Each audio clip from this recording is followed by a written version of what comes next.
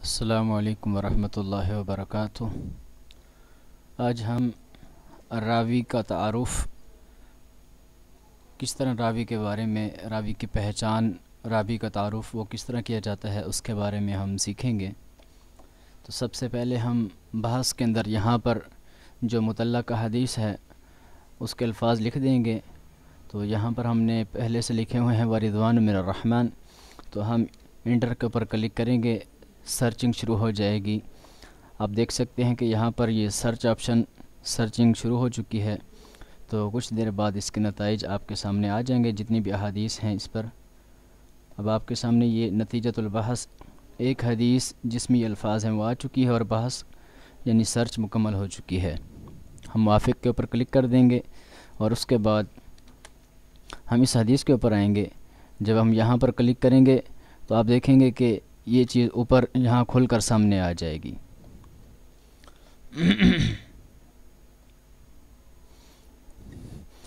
یہ آپ دیکھ سکتے ہیں، یہ اوپر یہ حدیث آ چکی ہے۔ اب ہم جس راوی کے بارے میں اس کا تعارف جاننا چاہتے ہیں تو اس کے اوپر ہم کلک کر دیں گے۔ ہم نے یہاں پر یہ محمد بن علی الصائغ اس کے اوپر کلک کیا تو یہ آپ کے سامنے اس کے بارے میں مختلف معلومات آ چکی ہیں۔ سب سے پہلے تعریف عام، یہاں پر اس مکتبہ کے اندر اس راوی کا جو نمبر ہے، جو نمبر 41439، پھر اس کے بعد اس کی کنیت، اور پھر جو مزید معلومات ہیں، نام، شہرت، رتبہ، پیدائش اور نسب، نشاط، طبقہ، عمر۔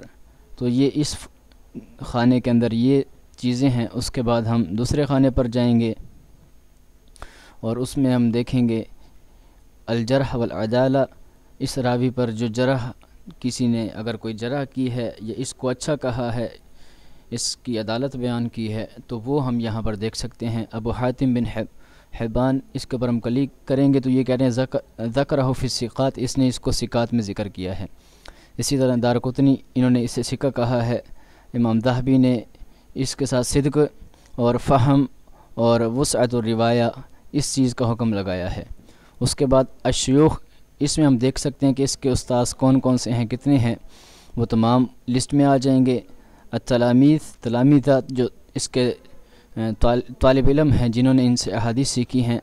اس کے بعد تہذیب الکمال، اس کے اندر اس بارے میں اگر کچھ لکھا ہوا ہے تو وہ آ جائے گا، اگر نہیں ہے تو لا یوجد ترجمہ فی تہذیب الکمال، کہ تہذیب الکمال میں اس کے بارے میں کچھ نہیں لکھا ہوا۔ تو اس طرح آپ کسی بھی راوی کے متعلق آپ ڈھونڈ سکتے ہیں، اس کی معلومات دیکھ سکتے ہیں۔